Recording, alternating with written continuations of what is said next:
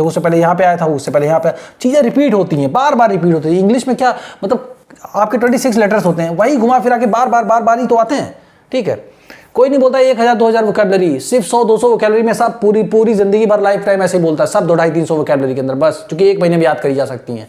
ठीक है। अब उन्होंने बताया कि मैं ऐसे किसी बच्चे को या किसी को मैं कैसे समझाऊं या एक्सप्लेन करूं, ठीक है, कि सब्जेक्ट क्या होता है। हु मतलब जो had never been to school, had never been to school. अब ये जैसे लिखा है कि जो कभी स्कूल ही ना गया हो, इसका मतलब है never been to school, go वो नहीं, यहाँ पे स्कूल है, हैड नेवर बीन, तो नेवर मींस कभी नहीं, नेवर बीन तो had been to school, had never been to school, तो कभी स्कूल ही ना गया हो। अब इस लाइन को पूरा लिख लो, इसका मतलब क्या है, अब जैसे यहां से यहां तक लिख लो, who had never been to school, है ना, जो कि कभी स्कूल ही ना गया हो, ये इसका मतलब, या जो कभी स्कूल ही नहीं गया था, उसको मैं कैसे समझाऊं कि सब्जेक्ट क्या होता है, ठीक है। अब देखो यहां से इनइक्वालिटी आ रही है कि नहीं आ रही, ये बच्चा तो स्कूल जाता है ना, ये बच्चा स्कूल जाता है और ये बच्चा कभी स्कूल ही नहीं गया, इसको सब्जेक्ट का मतलब ही नहीं पता कि सब्जेक्ट क्या होता है। सोचो बहुत से बच्चों की स्थिति ऐसी है कि जिनको कुछ नहीं आता है और फिर भी वो यूपीएससी क्वेश्चन में बड़ी फीस देकर के पढ़ रहे हैं, फिर हमको फोन करते हैं, अपनी पूरी कहानी बताते, सर ऐसे हुआ वैसे हुआ। तो बेटा अगर आप नहीं समझोगे अपने आप से, अगर आप सही डिसीजन नहीं लोगे, तो बाहर तो बिजनेस है, ये तो दुनिया है, सब लोग आपके घर में मम्मी पापा भाई बहन या फ्रेंड जैसा नहीं होते ना कि आपका हित ही चाहेंगे, बाकी लोग अपना इंटरेस्ट देखेंगे ना पहले। तो इन्होंने कहा मैं कैसे समझाऊं, तो वेल, अब जैसे वेल एक वर्ड है, देखो अब इंग्लिश में जैसे मैंने आपसे पूछा कि आप बताइए इंडिया और नेपाल के रिलेशन पे भी जो मतलब हाल ही में जो इतना क्राइसिस नेपाल में हुआ है, जो जेनजी का जो वहां पे प्रोटेस्ट हुआ है, मूवमेंट हुआ है, तो उसके बारे में आपको जरा बताइए। तो अगर मान लीजिए आपको तुरंत याद नहीं है तो आप बोल सकते हो वेल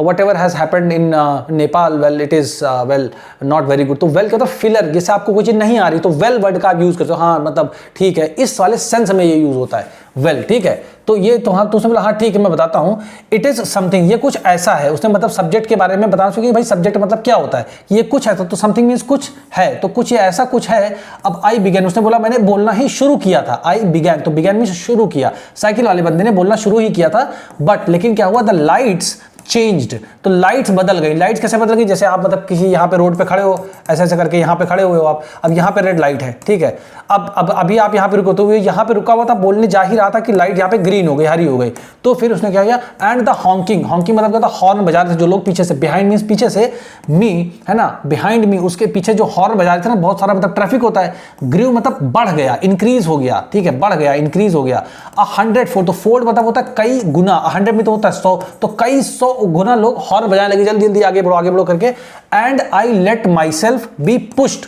और मैंने जाने दिया अपने आप को, तो इसका माई सेल्फ मतलब मैंने खुद को, लेट मींस आगे होने दिया, बी पुश्ड आगे। अब यहाँ पे पुश्ड मतलब क्या है, मूवर, जैसे मतलब आप जाते हो ना भीड़ में तो आपको धक्का दे दिया जाता है, तो बी पुश्ड अलॉन्ग मतलब उसके साथ ही, किसके साथ, ट्रैफिक के साथ ही मैंने खुद को आगे जाने दिया, with the rest of the traffic, तो बचा हुआ जो भी ट्रैफिक था उसके साथ मैंने भी अपने आप को आगे चलना शुरू कर दिया। ये कहने का मतलब मैं उसको समझाने ही वाला था कि सब्जेक्ट होता क्या है। अब देखो आगे इसमें क्या है,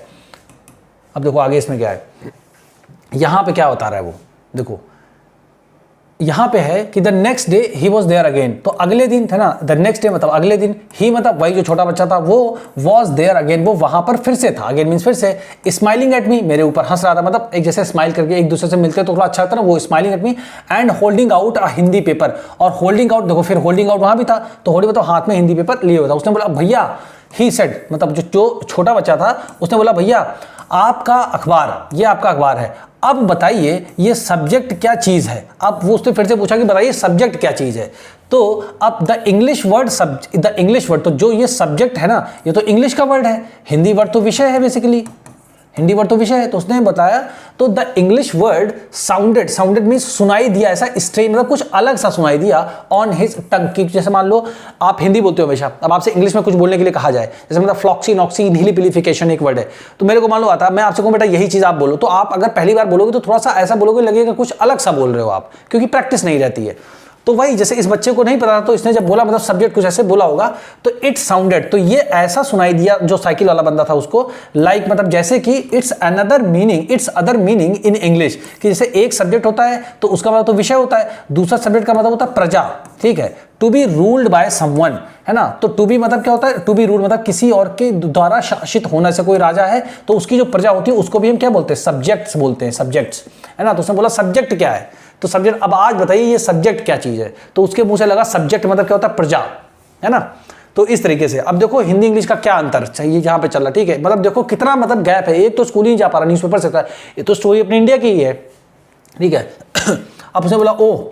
it is just something to study. अब वो जो साइकिल वाला बच्चा था उसने समझाया उसको, oh it is just something to study, ये कुछ ऐसा है मतलब जो है जिसमें पढ़ाई की जाती है, पढ़ाई करी जाती है किसी भी चीज़ के बारे में, उसी को हम सब्जेक्ट कहते हैं। अगर आप मान लो सोशियोलॉजी, मान लो समाजशास्त्र के बारे में पढ़ते हो तो समाजशास्त्र एक सब्जेक्ट है। इसी तरीके से मैथ के पढ़ते हो तो मैथ एक सब्जेक्ट है, इंग्लिश पढ़ते हो तो इंग्लिश एक सब्जेक्ट है, वही है। तो बोला आई सेड, मतलब जो साइकिल वाला बंदा था उसने बोला आई सेड, मैंने ऐसा बोला। एंड देन, और उसके बाद क्या है, because the red light had come on. अब हैड कम ऑन मतलब आ गई थी क्या रेड लाइट, मतलब फिर से, अब रेड लाइट वहां पे फिर से ऑन हो गई थी। अब उसने बोला आई आस्क्ड हिम, मैंने उससे पूछा, have you ever been to school. अब have you ever been to school, तो क्या तुम कभी स्कूल गए हो, या क्या मतलब कभी स्कूल में रहे हो, स्कूल में रहना मतलब कभी स्कूल में पढ़ाई वढ़ाई की है तुमने। Have you ever been to, तो ऐसे कुछ सेंटेंस को आप याद कर लो, have you ever been to school. अब आप यहां पे समझ गए कंटेक्स्ट के साथ में, क्योंकि आप समझ जाओगे यहां पर, ठीक है। तो उसने आंसर दिया बच्चे ने, नहीं नहीं कभी नहीं, नेवर, है ना। ही आंसर्ड, उसने उत्तर दिया नहीं कभी नहीं गया। एंड ही एडेड प्राउडली, और बड़े उसने मतलब घमंड के साथ कहा, मतलब कि नहीं नहीं नहीं मैं स्कूल कभी नहीं गया। क्यों? क्योंकि उस बच्चे को जब कोई संसाधन ही नहीं मिला, कोई सपोर्ट ही नहीं मिला उसको, तो उसको स्कूल की इंपॉर्टेंस क्या पता होगी। तो वो बड़े गर्व से बोला नहीं नहीं मैं कभी स्कूल नहीं गया, ठीक है। अब देखो वो किस चीज में मतलब उसको घमंड या किस चीज में उसको मतलब अच्छा उत्साहित महसूस होता है, वो बता रहा है आगे। वो बोला, तो अब उसके बदले में क्या बोला, आई बिगैन, मतलब आई बिगैन, देखो बिगैन वहां पे आया था ना, तो बिगैन मतलब क्या होता है, शुरू करना, है ना, शुरू करना। तो आई बिगैन वर्किंग, तो उसने बोला मैंने शुरू कर दिया था क्या, वर्किंग, काम करना शुरू कर दिया था। व्हेन मींस जब, आई वाज सो हाई, जब मैं बहुत यंग था बेसिकली। तो सो हाई मतलब क्या है, जब मैं बहुत यंग था तभी मैंने काम करना शुरू। तो वो मतलब उसको इसी में प्राउड फील हो रहा है, मतलब इसी चीज में उसको गौरवान्वित फील हो रहा है कि यार मैं बहुत जब छोटा था ना तभी से मैंने काम करना शुरू किया था। तो भाव समझो, सेंस समझो आप, ठीक है। तो ही मेजर्ड हिमसेल्फ, तो उसने अपने आप को नापा, अपने आप को, हिमसेल्फ मतलब उसने अपने आप को नापा अगेंस्ट माई साइकिल सीट। तो जैसे ये साइकिल सीट है, ठीक है ना, किसी साइकिल की, ठीक है, ये साइकिल सीट है, तो वो मतलब इतना ऊंचा नहीं था ना, देखो यहाँ पे उसमें दिख भी रहा है ना पिक्चर्स में कि वो मतलब जो है साइकिल हीट से अपने आप को नाप रहा था कि छोटा या बड़ा। तो बता रहा मैं जब मैं बहुत ऊंचा था तभी तो है ना, सो हाई, इस हिसाब से वो मतलब जो बता रहा है। अब वो बंदा क्या कहता है, देखो ये घर घर की स्टोरी, ज्यादातर जो गरीब बच्चे हैं उनकी क्या स्टोरी है। तो वो बता रहा है, first my mother used to come with me but I can do it all alone. तो उसने बताया पहले जो है वो मेरी मम्मी जो है यूज्ड टू कम, मतलब यूज्ड टू कम मतलब आया करती थी, अब नहीं आती है। यूज्ड टू, तो जहां पर यूज्ड टू लग जाए तो समझो पास्ट में या मतलब जो है भूतकाल में कोई काम पहले किया करते थे बट अब नहीं करते हो आपको काम, ठीक है। तो ये मतलब, तो उसने बोला पहले मेरी मम्मी आया करती थी, ठीक है, मेरे साथ में, विद मी, मेरे साथ में आई थी, लेकिन बट मींस लेकिन आई can do it all alone, लेकिन अब मैं कर सकता हूं अकेले ही, मैं ये सब कर लेता हूं, मतलब अकेले ही मैं न्यूज़पेपर बेच लेता हूं पूरा अकेले। अब मुझे मम्मी की जरूरत नहीं, क्योंकि वो अपने आप को, तो मैं बड़ा हो गया हूं ना अब। तो अब उन्होंने पूछा, जो साइकिल वाला बंदा था उसने पूछा where is your mother now, उसने बोला कि आपकी मम्मी अभी कहां है, ठीक है। तो उसने पूछा, आई आस्क्ड, साइकिल वाले बंदे ने उससे पूछा बच्चे से, तो उन्होंने कहा but then the lights change, लेकिन उसी समय क्या हुआ, लाइट बदल गई फिर से, तो मतलब ग्रीन हो गई, मतलब पहले रेड थी अब ग्रीन हो गई। एंड आई वॉज ऑफ, तो आई वॉज ऑफ मतलब मैं आगे बढ़ गया, मैं वहां से चला गया, ये मतलब था आई वॉज ऑफ, है ना। अब क्या है, आई हर्ट, तो जो क्वेश्चन पूछा था कि where is your mother now, अब देखो यहां से पूरी कम्युनल राइट्स की स्टोरी स्टार्ट होती है यहाँ पे, कि मतलब कैसे दंगे वगैरह होते हैं, कहां पर वो रहता था, उसकी मदर क्या करती थी, कैसे वो हिंदी इंग्लिश कौन बोलता था, स्कूल क्या बोलता था, वो सारी चीजें अभी इसमें आने वाली है, ठीक है। तो जो बंदा साइकिल से आगे निकल गया था, तो आई हर्ड हिम, तो उसने बोला मैंने सुना उसको, येल मतलब क्या है, थोड़ा सा चिल्ला करके बोलना, फ्रॉम समवेयर मतलब कहीं पीछे वो छूट गया था, तो वहां से बोल रहा था, बिहाइंड मतलब उसके पीछे से बोल रहा था, she is in Meerut with, ऐसे बोला कि मेरी मम्मी मेरठ में रहती हैं। अब उसको अब ये बातें नहीं सुनाई थी उस बच्चे को, मतलब जो साइकिल से जा रहा था कि मम्मी मतलब मेरे फादर ब्रदर सिस्टर सबके साथ फैमिली में रहती है वहां पर, बस इतना सुना कि मेरी मम्मी मेरठ में, बस इतना उसको आवाज सुनाई दी साइकिल, और तब तक वो आगे निकल गया। द रेस्ट मतलब अब जो भी कुछ बचा हुआ था वॉज ड्राउंड आउट, तो ड्राउंड आउट मतलब क्या है, बह गया, मतलब कानों में सुनाई दिया बट समझ में नहीं है, तो ड्राउंड आउट हो गया, ये कहने का मतलब है। अब यहां पे क्या है, क्या बता रहा है, माई name is Sameer, he said the next day, अगले दिन जब वो दोनों फिर से मिले वहीं उसी इंटरसेक्शन पे जनपद मार्केट के पास, तो उस बंदे ने कहा मेरा नाम समीर है, ओके, अगले दिन उसने कहा। एंड वेरी शाइली ही आस्क्ड, और बहुत ही शर्माते हुए मतलब उसने पूछा, बहुत ही शर्माते हुए उसने क्या पूछा, व्हाट इज योर्स, मतलब आपका नाम क्या है। सब उसने बताया माय नेम इज समीर, मेरा नाम समीर है, और आपका नाम क्या है। सो जो साइकिल वाला बंदा था उसने बोला इट वॉज इनक्रेडिबल, मतलब ये तो अतुलनीय था एकदम, बिल्कुल मतलब बहुत ही अच्छा था, बहुत अच्छा मतलब जो है अनुभव होना, बहुत खुश वाला जो है आपको अनुभव होना। उसने बोला माई बाइसिकल वॉबल्ड, तो उसकी जो बाइसिकल मतलब जो उसकी साइकिल थी वॉबल मतलब हल्का सा डगमगा सी गई, और उसने बोला my name is Sameer too, तो टू मतलब होता है भी, तो उसने बोला मेरा नाम भी समीर है, तो उसने बोला कि मैंने कहा मेरा नाम भी समीर है, तो वो बंदा बोलता what, his eyes lit up, तो आईज लिट अप मतलब थोड़ी आंखें बड़ी हो जाना, उसको बोलते लिट अप आईज, तो बोला अरे आपका नाम भी समीर है, ऐसे करके उसने बोला। तो उन्होंने बोला yes, I grind at him, तो जो साइकिल वाला बंदा है उसने उसकी तरफ देख करके मुस्कुराया, बोला यस मेरा नाम भी समीर है। तो उसने बताया yes it is another name for Hanuman's father, तो उन्होंने बताया कि ये जो है अनदर मतलब एक और नाम हनुमान जी के फादर जो हैं, जो हनुमान जी के पिताजी हैं, उनका नाम भी क्या है, समीर है ना, हनुमान फादर। उनको बोला यू नो, तो उसने बोला कि मतलब क्या ये बात तुम जानते हो, तो उसने बोला you so now you are Sameer 1 and I am Sameer 2, तो जो छोटा बच्चा था उसने बोला कि अब मैं समीर 2 हूं और आप एक समीर 1 हो। इसका मतलब जैसे मतलब आप किसी क्लास में पढ़ते हो तो अगर मान लो वहां पे एक ही नाम के 2 स्टूडेंट होते हैं, उनके सामने 1 और 2 लगा दिया था ना, ये वही वाला है, ठीक है। तो ही सेड ट्रिम्फेंटली मतलब जो है क्या होता है, बहुत खुशी पूर्वक उसने ये बात कही कि now you are Sameer 1 and I am Sameer 2, ऐसे करके उस बच्चे ने बोला, है ना, समथिंग लाइक दैट, कुछ इसी तरीके का, समथिंग लाइक दैट, इसी का ना कुछ इसी तरीके का। तो अब उन्होंने बोला कि I answered and then I held out my hand, तो हेल्ड आउट माई हैंड मतलब क्या होता है, आगे बढ़ाना अपना हाथ, उसने उत्तर दिया एंड देन उसके बाद उसने जो है अपना हाथ आगे बढ़ाया हाथ में, तो उसने बोला हाथ मिलाओ समीर 2, तो उसने बोला समीर 2 से बोला जो साइकिल वाला बच्चा था कि हाथ मिलाओ समीर 2, ठीक है, तो हाथ मिलाया उसने। अब क्या है, वो जो छोटा बच्चा था हिज, तो मतलब उसका हाथ जो है नेसेल्ड, मतलब क्या होता है, जो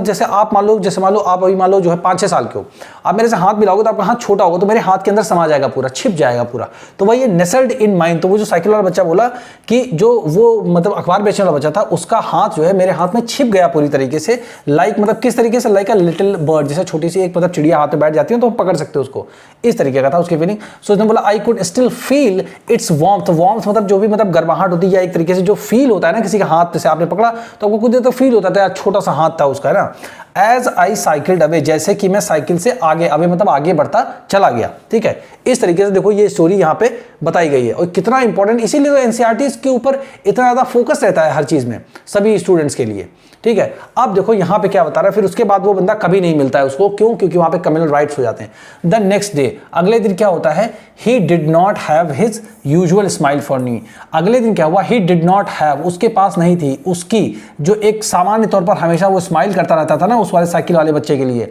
अब उसने बोला देयर इज अ ट्रबल, एक मुसीबत है, एक दिक्कत आ गई है, कहाँ पे, मेरठ में, जहां पर उसकी मम्मी रहती थी। ही सेड, साइकिल वाले बच्चे से बोला उसने, उन्हें बोला many people are being killed there in riots. अब मेन यहाँ पे क्या, बीइंग किल्ड मतलब क्या, मारे जा रहे हैं, मारे जा रहे हैं लोग वहां पे, कहां पर, राइट्स में, दंगा हो रहा है, उसमें बहुत सारे लोग मारे जाए, इसलिए वो बहुत दुखी था बंदा, क्योंकि न्यूज़पेपर में उसने पढ़ा था। अब बोला I looked at the headline, तो वो जो बंदा था साइकिल वाला जो बच्चा था उसने हेडलाइंस को देखा न्यूज़पेपर, उसमें लिखा था कम्युनल राइट्स, मतलब सांप्रदायिक दंगे, हिंदू मुस्लिम जैसे होता है, मतलब अलग अलग संप्रदाय के आपस में लड़ाई झगड़ा हो जाता है, तो राइट्स मींस दंगा होना। अब इट ब्लेज मतलब मेरठ क्या है, जल रहा था, ब्लेज मींस जल रहा था। बट समीर, ऐसे करके बोला, बट समीर आई बिगेन, उसने बोलना शुरू ही किया था, तो उसने बोला आई एम अ मुस्लिम समीर, तो उस बंदे ने बोला जो मतलब अखबार बेचता उसने बोला कि मैं मुस्लिम हूं, मैं मतलब मुस्लिम समीर हूं। He said in an answer, तो उसने मतलब ऐसे आंसर देते हुए कहा कि मैं मुस्लिम समीर हूं। एंड ऑल माई पीपल, और जितने भी मेरे लोग हैं, आर इन मेरठ, वो मेरठ में हैं, है ना। His eyes filled with tears, तो उसकी आंखें जो हैं, जो छोटा बच्चा अखबार बेचता था उसकी आंखें जो है आंसुओं से भर आई। And when I touched his shoulder, जब मैंने उसके कंधे पर हाथ रखने की कोशिश की, he would not look up, तो उसने ऊपर नहीं रखी, क्योंकि वो बहुत ज्यादा दुखी था। अब देखो उसके बाद यहाँ पे क्या होता है, he was not at the crossing the day after. अब उसके बाद he was not at the crossing, तो वॉज नॉट नहीं था, वो नहीं था, कहाँ पे, क्रॉसिंग पर नहीं था। The next day after, the day after, उस दिन के बाद से, जब भी दंगे की मतलब खबर सुनी थी उस दिन के बाद से वो कभी भी वो जो है कहानी था नहीं मिला उस बंदे को। नीदर मतलब होता है ना ही, द डे आफ्टर ना ही उस दिन के बाद, नॉर मीन्स ना ही, एवर